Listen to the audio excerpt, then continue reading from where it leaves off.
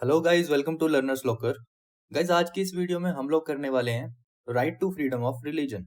उससे पहले अगर आपने अभी तक हमारे टेलीग्राम चैनल को सब्सक्राइब नहीं किया है तो प्लीज उसको जाके सब्सक्राइब कर लीजिए। वहां पे बहुत सा ऐसा कंटेंट आपको प्रोवाइड कर दिया जाता है जो कि इंपॉर्टेंट रहता है आपके एग्जाम पॉइंट ऑफ व्यू से। तो चलिए बिना टाइम गवाए आज के टॉपिक पे चलते हैं, जो कि है right to freedom of religion. तो देखिए, हमारे जो कॉन्स्टिट्यूशन मेकर थे, जो हमारे संविधान निर्माता थे, उनका ये मानना था कि हम लोग बहुत लंबे समय से एक मल्टी रिलीजियस कल्चर में जीते आ रहे हैं। तो ये ठीक नहीं होगा कि हम इस स्टेट में पर्टिकुलर रिलीजन को अडॉप्ट करें। इसके लिए इन लोगों ने इस संविधान में ऐड किया क्या? Right to freedom of religion, जो कि हमारे संविधान को एक सेक्युलर कैरेक्टर प्रोवाइड करता है। अब हम अपने नेबर कंट्रीज में देख सकते हैं कि मोस्ट ऑफ द कंट्रीज जो है उनका एक क्या है, पर्टिकुलर स्टेट रिलीजन। इंडिया जो है इसका कोई भी एक पर्टिकुलर रिलीजन नहीं है। यहाँ पे बहुत टाइम से अलग अलग रिलीजन के लोग बसते हैं, जिसकी वजह से हमारे कॉन्स्टिट्यूशन मेकर्स ने क्या किया, right to freedom of religion को इस कॉन्स्टिट्यूशन में ऐड किया था। अब देखते हैं, इस फंडामेंटल राइट में हमें 4 मेन आर्टिकल्स देखने को मिल जाते हैं, आर्टिकल 25 टू 28। अब देखिए, आर्टिकल 25 जो है वो बात कर रहा है freedom of conscience, free profession, practice and propagation of religion. Then article 26 जो है वो बात कर रहा है आपका freedom to manage religious affairs. Then 27, freedom as to payment of taxes for promotion of any particular religion. Then 28 is freedom as to attendance at religious instructions or religious worship in certain educational institutions। तो चलिए इनको एक एक करके देखते हैं।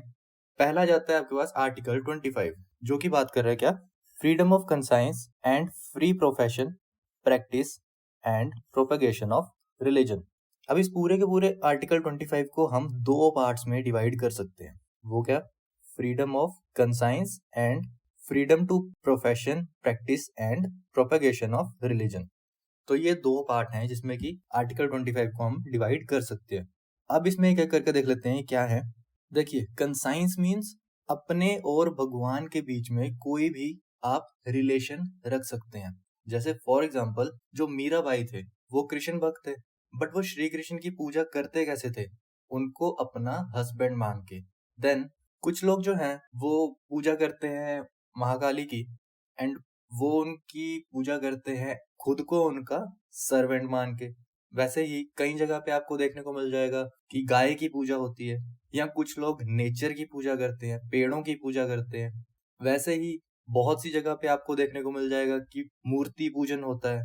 वहीं आपको मुस्लिम रिलीजन में आपको देखने को मिल जाएगा कि वहां पे मूर्ति पूजन या क्रिएचर की पूजा पे बैन है, वो लोग अल्लाह को मानते हैं। देन बुद्धिज्म में तो गॉड का कॉन्सेप्ट ही नहीं है। तो ये जो फ्रीडम हमें मिली है कि हम किसी भी प्रकार से, किसी भी रिलेशन से हम भगवान की पूजा कर सकते हैं, हम वो जो रिलेशन है वो कोई भी रख सकते हैं। तो ये जो फ्रीडम है ये क्या है? Freedom of conscience. एंड ये फ्रीडम ऑफ कंसाइंस जो है ये क्या है? एक एब्सोल्यूट राइट है हमारा। इसके अंदर पार्लियामेंट या गवर्नमेंट भी इंटरफेयर नहीं कर सकती है। तो ये चीज आपको क्लियर होगी। देखिए नेक्स्ट क्या है हमारे पास, freedom of profession, practice and propagation of religion. तो इसको भी देख लेते हैं एक एक करके। देखिए, प्रोफेशन मीन्स ओपनली अपने रिलीजन को दुनिया के सामने रख सकते हैं।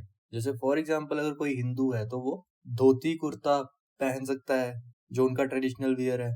देन अगर कोई मुस्लिम है तो वो वाइट कुर्ता पजामा या वाइट कैप जो पहनते हैं वो लोग, वो पहन के घूम सकता है। या जो भी उनका रिलीजन से जुड़ी हुई चीजें हैं वो ओपनली उसको दुनिया के सामने रख सकते हैं। अगर कोई हिंदू है तो वो क्या बन सकता है? पंडित। मुस्लिम मौलवीज बन सकते हैं, एटसेट्रा। तो ये क्या है? प्रोफेशन। देन आ जाता है प्रैक्टिस। प्रैक्टिस मीन्स अपने रीति रिवाज या पूजा करने का हक।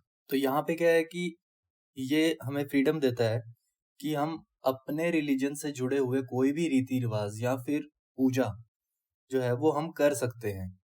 वो जरूरी नहीं है कि आप वो मंदिरों में या अपने घरों में ही करें, वो आप पब्लिक प्लेसेस में भी उसको कर सकते हैं। उसमें कोई इलीगल थिंग नहीं है। देन उसके बाद आ जाता है प्रोपगेशन। मीन्स अपने रिलीजन के बारे में दूसरों को बता सकते हैं आप। जैसे महाभारत, रामायण, जो ब्रॉडकास्ट होता है टेलीविजन पे, तो ये क्या है बेसिकली प्रोपोगेट कर रहे हैं, अपने रिलीजन के बारे में दूसरों को बता रहे हैं। तो ये भी आप कर सकते हैं, बस इसमें ये है कि आप किसी को फोर्स नहीं कर सकते। जैसे कहाँ पे हुआ था, घर वापसी में, तो वो क्या थी, एक इलीगल प्रैक्टिस। तो प्रोपेगेट कर सकते हैं अपने धर्म के बारे में, आप किसी और को बता सकते हैं, बट उसको फोर्स नहीं कर सकते कि वो आपका धर्म अपनाए या वो सुने भी आपकी बात को। तो वो उसका राइट है, वो सुन सकता है या नहीं सुनना है, बट आप उसको बता सकते हैं। अब देखिए, ये जो आर्टिकल में ये पार्ट सेकंड जो है हमारे पास, ये एब्सोल्यूट नहीं है। मीन्स इसमें किसी ना किसी जरिए से पार्लियामेंट या गवर्नमेंट इंटरफेयर कर सकती है। अब वो कौन से पैरामीटर्स हैं इसमें दिए गए हुए, देखिए उसमें आ जाता है आपके पास health, public order, morality, fundamental rights. Means अगर किसी की हेल्थ अफेक्ट हो रही है आपकी किसी प्रैक्टिस से, तो उसमें पार्लियामेंट इंटरफेयर कर सकती है। कोई पब्लिक ऑर्डर है तो उसके बेसिस पे पार्लियामेंट जो है वो इंटरफेयर कर सकती है। कोई इमोरल प्रैक्टिस हो रही है तो वो उसमें भी पार्लियामेंट जो है वो इंटरफेयर कर सकती है। या फिर किसी इंसान के फंडामेंटल राइट्स वायलेट हो रहे हैं आपकी किसी प्रैक्टिस से, तो उसमें भी जो है वो पार्लियामेंट इंटरफेयर कर सकती है। अब एग्जाम्पल पे तौर पे हम देख सकते हैं कि दिवाली जो है वो एक हिंदू फेस्टिवल है एंड बहुत इंपॉर्टेंट फेस्टिवल है वो हिंदुइज्म का, जिसको कि फेस्टिवल ऑफ लाइट भी बोला जाता है। अब वहां पे क्या है कि बहुत लोग जो है वो पटाखे फोड़ते हैं, बट उससे क्या होता है, एयर क्वालिटी बहुत पुअर हो जाती है। तो इसके लिए क्या है कि जहाँ पे एयर क्वालिटी लेवल बहुत ज्यादा पुअर है, उन एरियाज में Supreme Court time to time जो है वो इस एक्टिविटी पे बैन लगाता रहता है, क्योंकि वो हेल्थ पे इफेक्ट कर रही है लोगों के। या जहाँ पे मॉडरेट इसका इफेक्ट है, वहां पे क्या है, उसकी टाइमिंग्स जो है वो सेट कर दी जाती हैं। जैसे 8 बजे से 10 बजे तक आप फोड़ सकते हैं, या 9 से 11 फोड़ सकते हैं, कुछ ऐसी टाइमिंग जो है वो उसकी सेट कर दी जाती है। उसके बाद 2019 से पहले क्या था कि मुस्लिम्स में ट्रिपल तलाक का आपने सुना होगा, कि 3 बार तलाक बोलो और आपका जो है वो डाइवोर्स हो जाएगा। तो इसको सुप्रीम कोर्ट ने क्या किया, एक इमोरल प्रैक्टिस माना, और 2019 में इस चीज को क्या कर दिया गया, बैन। तो होप आपको समझ आ गया होगा। अब देखिए, ये जो आर्टिकल है ये एप्लीकेबल है आपका both citizens and non citizens दोनों के लिए। जो नागरिक हैं उनके लिए तो ये एप्लीकेबल रहेगा ही, बट जिनके पास भारत की नागरिकता नहीं है और वो भारत की बाउंड्री के अंदर है, तो उन लोगों पे भी ये एप्लीकेबल रहेगा। अब इस आर्टिकल के अंदर आपको कुछ प्रोविजंस दिए गए हैं, जैसे स्टेट जो है वो रेगुलेट या रिस्ट्रिक्ट कर सकती है रिलीजियस एक्टिविटीज में जो कि फाइनेंस, इकोनॉमिक, पॉलिटिकल या सेकुलर ऐसी चीजों से एसोसिएटेड रहती है। तो इसमें एग्जांपल ले सकते हैं, जैसे फॉर एग्जांपल एक हवन करना जो है वो एक रिलीजियस प्रैक्टिस है, बट उसके अंदर जो लकड़ी यूज होगी या चंदन यूज होगा या कुछ भी ऐसी चीजें यूज होंगी, तो उन चीजों पे जो है वो पार्लियामेंट जो लॉ बनाएगी आपको वही मानने पड़ेंगे।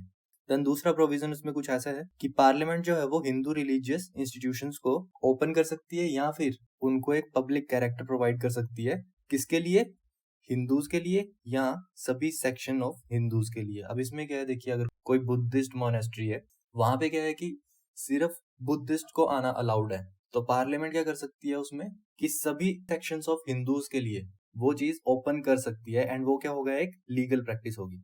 कैसे, वो हम आगे देखने वाले हैं। इसके अंदर 2 एक्सप्लेनेशंस भी दी गई हैं। पहली जो एक्सप्लेनेशन है वो सिख रिलीजन से रिलेटेड है। उसमें क्या मेंशन किया गया है स्पेसिफिकली कि जो सिख हैं वो कृपान वेयर कर सकते हैं, क्योंकि वो एक प्रोफेशन है सिख रिलीजन का, वो एक प्रैक्टिस है जो कि बहुत टाइम से सिख रिलीजन के लोग उसको प्रैक्टिस करते हैं। अब कृपान क्या होता है, देखिए कृपान एक डैगर होता है जिसको कि सिख लोग जो है वो वियर करते हैं। इसमें बहुत सारी चीजें होती हैं, जैसे पगड़ी, कड़ा, उसके बाद केश, कंघा, कृपान, कुछ ऐसी चीजें इसमें रहती हैं, तो इसमें स्पेसिफिकली कृपान को ही मेंशन किया गया है। देन दूसरी एक्सप्लेनेशन में क्या बताया है कि जो हिंदू लोग हैं उनकी सबसेक्शंस में इंक्लूड होता है Sikh, Jain and Buddhist. Means to say Hinduism की जो ब्रांचेस हैं वो बुद्धिस्ट, जैन एंड सिख हैं। अब यहाँ से आपको क्लियर हो गया होगा कि जो ये वाली चीज हमने की थी कि हिंदू रिलीजियस इंस्टीट्यूशंस को ओपन कर सकती है पार्लियामेंट, तो इसमें क्या था कि सभी सेक्शन ऑफ हिंदूज, अब सेक्शन ऑफ हिंदूज में क्या आएगा, सिख, जैन एंड बुद्धिस्ट भी इसमें इंक्लूड हो जाएंगे। तो ये था आपका आर्टिकल 25। होप आपको समझ आ गया होगा। Next one is article 26। तो आर्टिकल 26 जो है वो बात कर रहा है freedom to manage religious affairs. अब देखिए आर्टिकल 25 जो था ये बात कर रहा था इंडिविजुअल की, बट आर्टिकल 26 जो है ये बात कर रहा है आपकी किसकी, रिलीजियस डिनोमिनेशंस की, मतलब धार्मिक संप्रदाय, मतलब पूरी की पूरी एक सेक्शन जो एक पर्टिकुलर रिलीजन को फॉलो कर रही है, यहाँ पे बात की जा रही है उनकी।